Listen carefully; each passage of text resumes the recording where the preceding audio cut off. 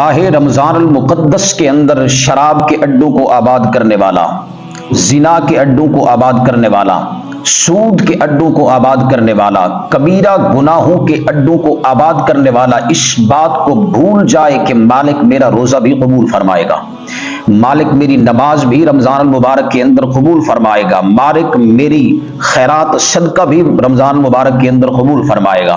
फरमाया जो बंदा रमज़ान मुबारक के अंदर शराब के अड्डों को आबाद करता है, शराब के अड्डों को आबाद भी रखता है, सूद के अड्डे आबाद रखता है, जिना के अड्डे आबाद रखता है, वालदैन को सताता है, वालदैन को दुख देता है, वालदैन के आंसू के बहने का सबब बनता है, फरमाया वो इस बात पर मुत्तफिक ना रहे, इस बात पर मुतमईन ना रहे कि मेरा मालिक मुझसे राजी हो जाएगा। फरमाया जो रमजान मुबारक के अंदर ये कबीरा गुनाहों के अंदर मुर्तकिब है, फरमाया वो सबसे बड़ा बेवकूफ है।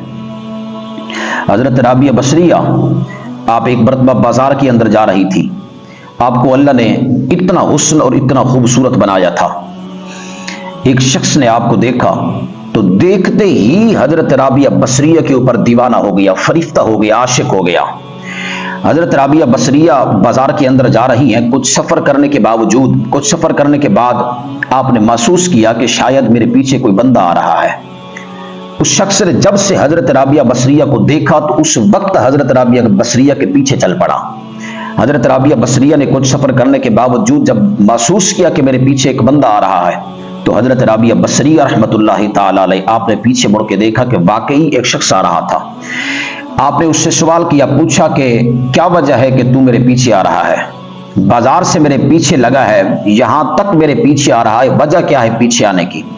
उस शख्स ने जवाब दिया कि मैं तेरे ऊपर आशिक हो गया हूं, तेरे ऊपर दीवाना हो गया हूं, तेरे ऊपर फरिश्ता हो गया हूं। आपने फरमाया क्या चीज देखकर दीवाना हुआ है, मेरे अंदर ऐसी क्या चीज है जिसको तूने देखा और तू मेरे ऊपर आशिक हो गया, तू मेरे ऊपर फरिश्ता और दीवाना हो गया?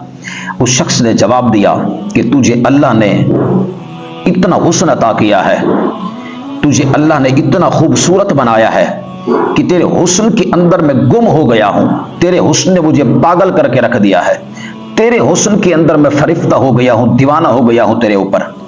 आपने फरमाया अच्छा मेरे हुस्न को देखकर तू दीवाना हुआ है? वो कहता है जी मैं तेरे हुस्न को देखकर तेरे ऊपर दीवाना हो गया हूं।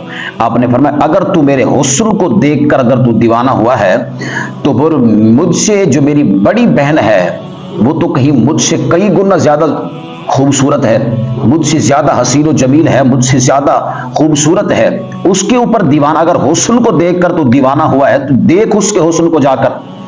वो कहता है कि बता वो तेरी बहन कहाँ है जिसका तू हवाला दे रही है, जिसको अल्लाह ने इतना खूबसूरत बनाया है, तुझसे भी ज्यादा हसीन और जमील बनाया है, वो औरत कहाँ है, वो तेरी बहन कहाँ है? हजरत राबिया बसरिया ने फरमाया वो देख तेरे पीछे आ रही है।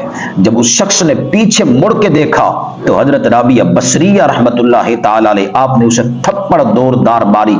वो शख्स कहने लगा थप्पड़ क्यों मारी है आपने? आपने फरमाया जालिम दावा मेरे साथ कर रहा है, देखता किसी और के पास है, दावा मेरे साथ है कि तेरे साथ प्यार हो गया है, तेरे साथ इश्क हो गया है, तेरे साथ, तेरे ऊपर मैं दीवाना हो गया हूं, पर मैं दावा मेरे साथ, देखता किसी और के पास है। आज हमारा भी यही हाल है, दावा ये है हमारा कि हुजूर की गुलामी के अंदर मौत भी कबूल है, गुलामी है रसूल में मौत भी कबूल है। अरे हुजूर की गुलामी के अंदर मौत तो कबूल है, पर हुजूर की गुलामी के अंदर रमजान मुबारक के रोजा क्यों कबूल नहीं है? हुजूर की गुलामी के अंदर मौत तो इंसान को कबूल है, पर हुजूर की गुलामी के अंदर पंजगाना नमाज क्यों कबूल नहीं? हुजूर अलैहिस्सलातु वस्सलाम की गुलामी के अंदर सखावत करना क्यों कबूल नहीं? हुजूर अलैहिस्सलातु वस्सलाम की गुलामी के अंदर शराब के अड्डों को बंद करना क्यों कबूल नहीं? सूद के अड्डों को बंद करना क्यों कबूल नहीं? हुजूर अलैहिस्सलातु वस्सलाम की गुलामी के अंदर कुरान की तिलावत करना क्यों कबूल नहीं है? फिर आज लोग कहते हैं कि दीन पे चलना बड़ा मुश्किल हो गया है, दीन पे चलना बड़ा मुश्किल हो गया है। ये वो नौजवान कह रहा है हमारे मुआशरे का जो मस्जिद के अंदर आता है और मस्जिद के अंदर मखमल कालीन बिछे हुए हैं, मौसम के मुताबिक ठंडा और गर्म मौजूद है, मतलब अगर गर्मियों के अंदर मस्जिद में आता है तो मस्जिद के अंदर ठंडा मौजूद है, یعنی اے سی لگا ہوا ہے، بہترین اعلیٰ قسم کے پنکھے لگے ہوئے ہیں، بہترین ٹھنڈا پانی موجود ہے۔ اگر سردیوں میں آتا ہے تو مسجد کے اندر گیزر بھی ہے، مسجد کے اندر ہیٹر بھی ہے، گرم مسجد ہے، مخمل قالین کے اوپر کھڑے ہو کر نماز پڑھ رہا ہے۔ یہ شخص کون ہے جو مسجد کے اندر جب آتا ہے تو مخمل قالین کے اوپر کھڑے ہو کر رکوع کرتا ہے، سجدوں پہ سجدہ کرتا ہے؟ وہ کہہ رہا ہے کہ دین کے اوپر چلنا بڑا مشکل ہے، لیکن امام علی مقام سیدنا حسین بن علی، خدا کی عزت کی قسم ہے، تپتی ریت کے اوپر سجدے کیے، انہوں نے تو نہیں کہا کہ دین کے اوپر چلنا بڑا مشکل ہے۔ امام علی مقام نے علی اکبر کی جوانی لٹا دی، لیکن یہ نہیں کہا کہ دین پہ چلنا بڑا مشکل ہے۔ امام علی مقام سیدنا حسین بن علی نے قاسم کے شباب لٹا دیے، لیکن یہ نہیں فرمایا دین پہ چلنا بڑا مشکل ہے۔ غازی عباس کے بازو تو کٹ گئے، لیکن امام علی مقام نے یہ نہیں فرمایا کہ دین پہ چلنا بڑا مشکل ہے۔ تین دن بھوک اور پیاس کے ساتھ گزارے، لیکن یہ کبھی نہیں زبان پہ لفظ آیا کہ دین پہ چلنا بڑا مشکل ہو گیا ہے۔ سارا کنبہ تو شہید کرا دیا، حتیٰ کہ اپنی جان کا نذرانہ پیش کر دیا، پر ان کی زبان پہ اوپر یہ کلمہ کبھی نہیں آیا، یا اللہ دین پہ چلنا بڑا مشکل ہو گیا ہے۔ وہ بلال جس کو مکے کی گلیوں کے اندر گھسیٹا گیا، امیہ بن خلف نے حضرت بلال کے ہاتھوں کے اوپر میکھیں مرا دی، کیل ٹھکوا دیے، لیکن حضرت بلال نے کبھی بھی نہیں کہا کہ دین پہ چلنا بڑا مشکل ہو گیا ہے۔ حضرت بلال نے کبھی بھی نہیں کہا، ریت کے اوپر آپ کو گھسیٹا گیا، لوہے کی کنگیوں سے آپ کی جلد چھینی گئی، لیکن بلال نے کبھی بھی نہیں کہا کہ دین پہ چلنا بڑا مشکل ہو گیا ہے۔ حضرت بلال کو جب اس کا مالک مار رہا تھا، ظلم کرا رہا تھا، تو بلال کی زبان کے اوپر ایک ہی کلمہ تھا، احد احد کی صدائیں بلند تھی، حق حق کی صدائیں بلند تھی، اور بلال ساتھ میں ہنستا جا رہا تھا۔ وہ ظلم کرتا ہے، بلال ہنستا ہے۔ کسی نے بلال سے پوچھا، بلال امیہ بن خلف ظالم تیرے اوپر ظلم کرتا ہے، تو آگے سے ہنستا جا رہا ہے، کیا تمہیں تکلیف نہیں ہو رہی؟ حضرت بلال نے بڑا ہی خوبصورت جواب دیا۔ آپ نے فرمایا، ارے جب تم جاتے ہو بازار کے اندر پیالہ خریدنے کے لیے، جب تم مٹی کا پیالہ خریدتے ہو تو اسے تم ٹھونک ٹھونک کر خریدتے ہو کہ کہیں اس کی آواز ٹھیک ہے، خراب تو نہیں، کہیں یہ کچا تو نہیں۔ فرمایا اس لیے بلال کا مالک اسے خرید رہا ہے، بلال کا مالک خریدتے ہوئے بلال کو چیک کر رہا ہے کہیں بلال کچا تو نہیں ہے۔ بلال فرماتے ہیں، یہ جان کا نذرانہ تو پیش کرتا ہوں۔ فرمایا یہ جان کا نذرانہ پیش تو کر سکتا ہوں، فرمایا جسم کے ٹکڑے ٹکڑے تو کرا سکتا ہوں، نہ دامن خدا چھوڑ سکتا ہوں تو نہ دامن مصطفیٰ چھوڑ سکتا ہوں۔ جنہوں نے کہنا تھا کہ دین پہ چلنا مشکل ہے، انہوں نے کبھی نہیں کہا کہ دین پہ چلنا بڑا مشکل ہو گیا ہے، لیکن جس کے لیے مسجد کے اندر مخمل قالین بچھے ہوئے ہیں، آج کا نوجوان کہہ رہا ہے کہ دین پہ چلنا بڑا مشکل ہو گیا ہے۔ اللہ تعالی ہمیں عمل کی توفیق عطا فرمائے۔ نبی علیہ الصلوۃ والسلام ارشاد فرماتے ہیں، رمضان المبارک کے حوالے سے حضور علیہ الصلوۃ والسلام ارشاد فرماتے ہیں، اس وقت تک میری امت ذلیل نہیں ہوگی، کوئی بندہ بھی میری امت کو ذلیل نہیں کر سکتا۔ پوچھا گیا، سرکار کس وقت تک؟ حضور فرماتے ہیں، جس وقت تک میری امت رمضان المبارک کا ادب و احترام کرتی رہے گی، جس وقت تک میری امت رمضان المبارک کا حق ادا کرتی رہے گی، حضور فرماتے ہیں اس وقت تک میری امت کو کوئی بندہ بھی ذلیل کر ہی نہیں سکتا،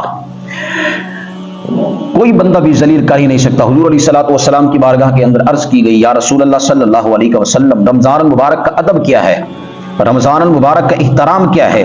رمضان المبارک کا حق ضائع کرنا کیا ہے؟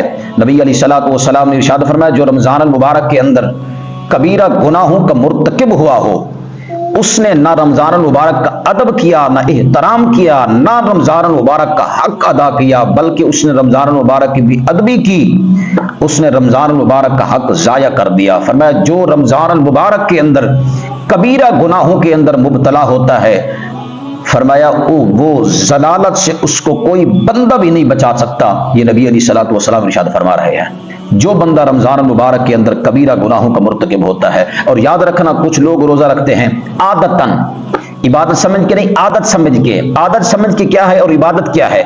عادت یہ ہوتی ہے کہ یار لوگ روزہ رکھ رہے ہیں اور میں اگر روزہ نہ رکھوں گا تو شام کو افطاری کے وقت جب میں دسترخوان کے اوپر بیٹھوں گا تو لوگ جب پکوڑے کھا رہے ہوں گے، افطاری کر رہے ہوں گے، تو میں بھی ان کے ساتھ کروں گا، لیکن مجھے افطاری کرتے ہوئے، اس میں فروٹ کھاتے ہوئے، کھجورے کھاتے ہوئے، پکوڑے کھاتے ہوئے مجھے شرم محسوس ہوگی۔ لوگ تانا دیں گے کہ ہٹا کٹا ہونے کے باوجود تو روزہ نہیں رکھا، فرمایا یہ عادتاً روزہ ہے، عادتاً روزہ رکھنا، عادت کا روزہ یہ نجات نہیں دلائے گا، عبادت والا روزہ نجات دلائے گا۔ اب عبادت کیا ہے؟ عبادت سمجھ کے بندہ روزہ رکھے تو یہ خدا کی عزت کی قسم ہے، خود اس روزے سے خدا مل جاتا ہے۔ عبادت کیا ہے؟ بندہ یوں نیت کرے کہ اللہ کریم نے قرآن کے اندر ارشاد فرمایا ہے، یا ایھا الذین آمنوا، اے ایمان والو، کتب علیکم الصیام، تمہارے اوپر روزے فرض کیے گئے ہیں۔ یہ عبادت سمجھ کے بندہ جب روزہ رکھے گا تو خدا کی عزت کی قسم ہے اس روزے سے خود خدا مل جاتا ہے۔ نبی علیہ الصلوۃ والسلام نے ارشاد فرمایا، جب بندہ نیک عمل کرتا ہے، نیک عمل کے دی جزا جو ہے وہ جنت ملتی ہے، نیک عمل کی جزا جو ہے وہ جنت ملتی ہے، باقی نیک عمل جو ہوتے ہیں، پر روزہ جو ہوتا ہے نا، روزہ رکھنے سے جزا نہیں ملتی، خود خدا ملتا ہے۔ اس لیے پتہ چلا کہ باقی جو عبادت ہے، نماز، صدقہ، خیرات، اس کے بدلے جنت ملتی ہے، پر جب بندہ روزہ رکھے اس کے بدلے خود خدا ملتا ہے۔ جب خدا مل جاتا ہے تو جنت بھی تو خدا کی ہے۔ اس لیے فرماتے ہیں جب رب تمہارا ہو گیا، جب تم رب کے ہو گئے، پھر سب تمہارا ہو گیا۔ رب کو راضی کر لو۔ رب کو جب بندہ راضی کر لیتا ہے تو خدا کی عزت کی قسم ہے، اللہ تعالیٰ ارشاد فرماتا ہے تم مجھے راضی کر لے۔ خدا کی قسم اللہ تعالیٰ فرماتا ہے فاذکرونی اذکرکم، تو میرا ذکر کر میں تیرا ذکر کروں گا، تو مجھے یاد کر میں تجھے یاد کرتا رہوں گا، تو مجھے زمین کے اوپر بیٹھ کے یاد کر میں تجھے فرشتوں کے، میں آسمان کے اوپر بیٹھ کر فرشتوں کے اندر تیرا تذکرہ بھی کروں گا، تجھے یاد بھی کروں گا۔ اللہ تعالیٰ کی بارگاہ کے اندر دعا کرتے ہیں کہ اللہ تعالیٰ ہمیں عمل کی توفیق عطا فرمائے۔